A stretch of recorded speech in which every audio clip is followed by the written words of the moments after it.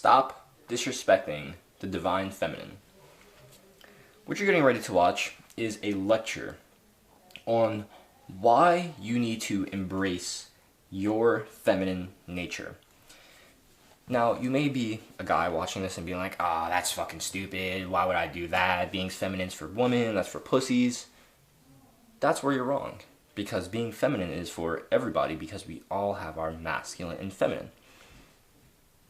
From a metaphysical perspective, if we look at the seventh principle of gender, the seventh hermetic principle of gender, it says that all things have their masculine and feminine principles. You know why?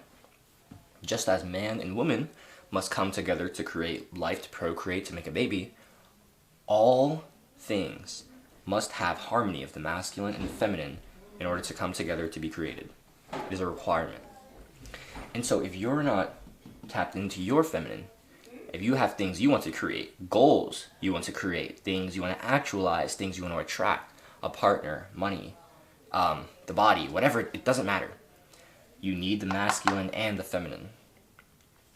And I can guarantee you that if you're someone who's not tapped into their feminine, or maybe you're too tapped into your masculine, if you're not tapped into your feminine or you're too tapped into your feminine, right? You're not tapped into your masculine, then you're not going to be able to do the things that you want to do in your life. You're not going to be able to create the change that you want in your life. And so in this video, I want to break down the metaphysics of the masculine and feminine energies, the polarities, the ways they manifest, and TLDR, why you need them if you want to attract more abundance and more creativity in your life. So if you want to live a more creative and fulfilled life, you need this, okay? Let's get into it. The Way of the Superior Man. This book was the book that really launchpad my spiritual journey. I got recommended this book a year ago. It was about 15 months ago. I believe it was about 13 months ago. It was around October, November-ish. It was November of 2023. I got recommended it to by Hamza, who I was just getting into at the time. I think I was maybe a week or two into Hamza's content, and I was like binge watching all of his content. I found Hamza in like I think it was the first week of November 2023. And then a month later, I bought his Adana School program, right? So The Way of the Superior Man was the first ever thing that really brought to mind the concepts of the divine feminine and the divine masculine. And that's why in this video, this exclusive lecture, our first one, if you guys are watching this little preview on YouTube, this is actually an exclusive lecture. Like the entire video is exclusive to my Substack subscribers, my paid subscribers. So every week I drop an exclusive video for you guys talking about metaphysics, mental health, just basically what my content's about. It's just exclusive. So if you guys would like access to this full video, you'd also get daily free emails, or not free emails, but you get daily emails sent to you if you're a paid subscriber. Free subscribers only get weekly emails. So exclusive content and exclusive group chat. That's the first link in the description if you're interested in that. So I got recommended Way Superior Man a year ago. And when I listened to it, I didn't actually get the physical copy until this year, but I listened to the audiobook twice. The first time completely shifted my perspective. It really laid the foundation for why my relationships in the past were like Dunsville, right? And it was because my masculine and feminine energy, like the polarity between us, it was completely off, right? And so it gave me this, it was, my first real taste of metaphysics and like understanding like this dynamic of the energies, right? And so it really helped me. It brought a lot of like understanding and healing to me in terms of the mistakes I'd made with women in the past, why certain situations had led me to where I didn't want them to go. You know what I mean? Where I was messing up, where I was like too much of a simp. I was like too in the feminine, which was depolarizing, right? Here's the thing, right? And we'll get into this later, deeper, but we have the masculine, right? We can think of as the electro, right? The electromagnetic scale, or the electromagnetic waves. This represents the masculine and feminine on the physical level. And so the electro, the masculine, is repelling or radiating. It pushes out. Think about radiation. radiation, it pushes out of it, right? Like a nuke. When a nuke drops, it creates a huge explosion, right? Obviously, that was a bad example, but you see what I'm saying, right? And so it's radiating, but it's not just radiating; it's focused radiating, right? The electricity is extremely focused, right? A lightning bolt strikes at a very specific spot. An electric current gets it has to be directed into an extremely specific area for it to be effective, right? It has to be channeled. Okay, so that's the masculine, the electric component. The feminine, the magnetic component, is attracting, and it's not focused; it's scattered. Think of gravity. Everything has a gravitational field, and depending on how much mass it has, the greater it attracts. This is why we orbit the sun, because the sun is so huge. Earth orbits it. This is why we even are standing on this Earth right now, because the Earth's gravity or magnetic pull, its magnetic pull to the center of mass, which is the center of the Earth, it's so strong that it pulls us to the center of the Earth, and thus, things fall. That's why when you're on a different planet, right, in outer space, or you're in space there is no mass. That's why things start getting crazy, right? That's what gravity has to do with. It has to do with the attraction, the magnetism of an object based on its mass. And so if we, take this out of the physical and put this into the metaphysical, then the divine feminine is about attracting, it's about magnetizing, right? And so let's think about this in conceptualizing the brain and the heart. So the brain and the heart both have electromagnetic fields. The brain has one and the heart has another. The thing about the heart is that it actually has a field that is 60 to 100 times stronger than that of the brain, right? Obviously, both the brain and the heart can do both. They can both send out signals and they can both receive signals. That's how it works, right? These are two poles. All opposites are identical in nature, but different in degree. Kybalion. So we know that. The fourth Hermetic principle of polarity teaches us that these are of the same essence. They're just different manifestations of this essence. And so your brain and your heart can both send out signals and both receive signals. However, the brain is better at sending them out, and the heart is better at receiving them. And that makes sense, right? I want you to think about this. Your thoughts. Where do your thoughts come from? I don't know.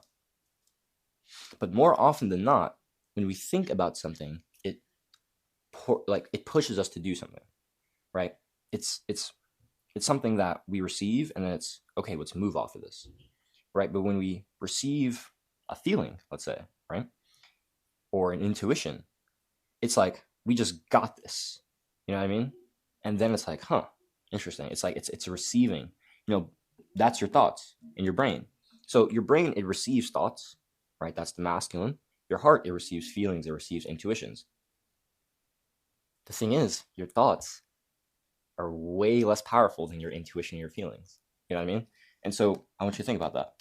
These two fields, they do different things because at the core of it, the pole is stronger. The heart is much better at attracting. And so what it can attract can be greater, which is why what it attracts, feelings, intuition, emotion, it's such a greater source of energy, of fuel. You see what I'm saying? This is why you can't disrespect the divine feminine. So here I have just some manifestations of the divine masculine and feminine, and I'll go into that. So, yeah, we'll do that. Actually, no. I wanted to talk about the yin yang. So here I have a yin yang ring. I got this about a week ago on December 26th. Just dropped my journal. I got this about a week ago. And I love this ring because it's such a great reminder of these metaphysical principles. Let me find this. Oh, it's it here. Okay, yeah. So I just wrote a little note because I was thinking about this. I looked it up the other day about what the yin yang represents, and I was like, I wonder how many hermetic principles the yin yang embodies. And it's 4 out of the 7. The final 4 out of 7, the yin yang embodies. So the first 3, mentalism, correspondence, and then vibration. You could probably make a case for vibration, I'd say. Maybe for correspondence as well. So maybe the yin yang embodies more, but definitely these last four, absolutely. So the yin yang encompasses the final four of the 7 Hermetic principles. 4, polarity, the opposite or dualistic nature of the yin yang, right? Opposite or dualistic nature, right? These two things are opposites, they're duals, right? Supposed to be unharmonious.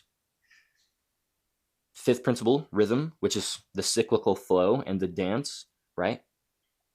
The 6th cause, cause and effect. The yin affects the yang and the yang affects the yin. They both, affect one another. Both are responsible for each other, right? Relationship, very important. And then 7, principle of gender. The yin, feminine, and the yang, masculine, create balance and harmony, right? We need both of them to come together to create.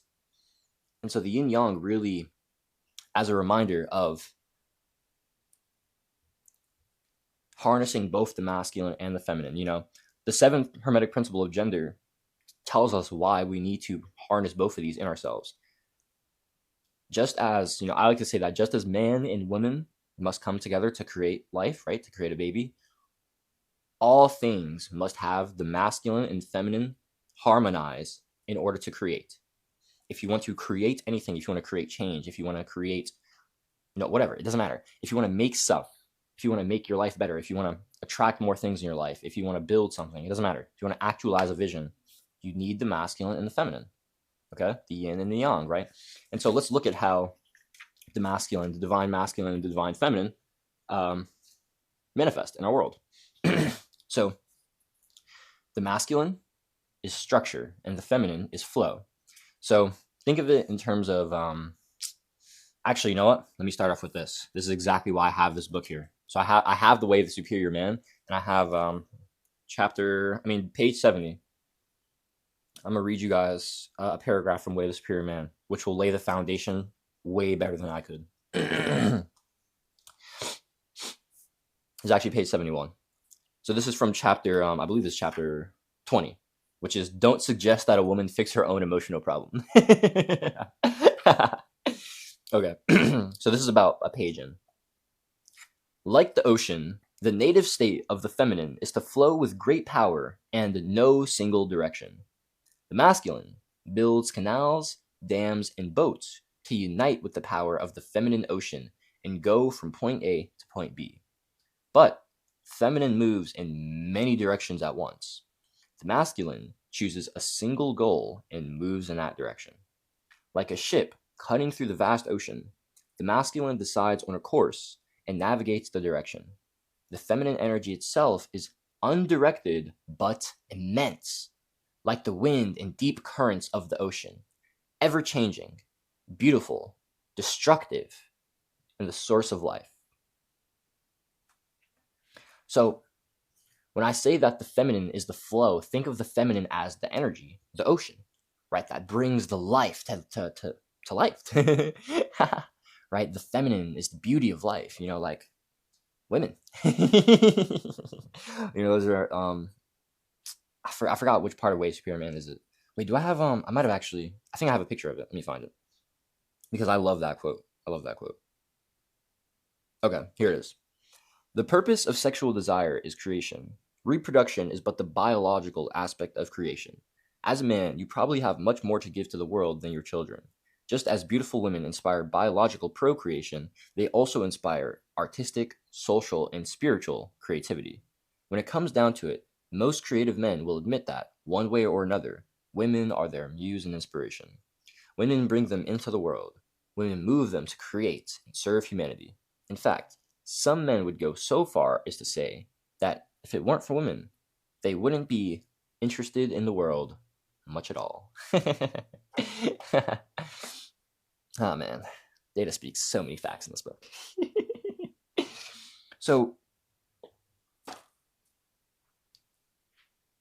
women, the feminine, it moves, it creates life, it creates motion, energy. Emotion is energy in motion. And emotion is a core aspect of the divine feminine.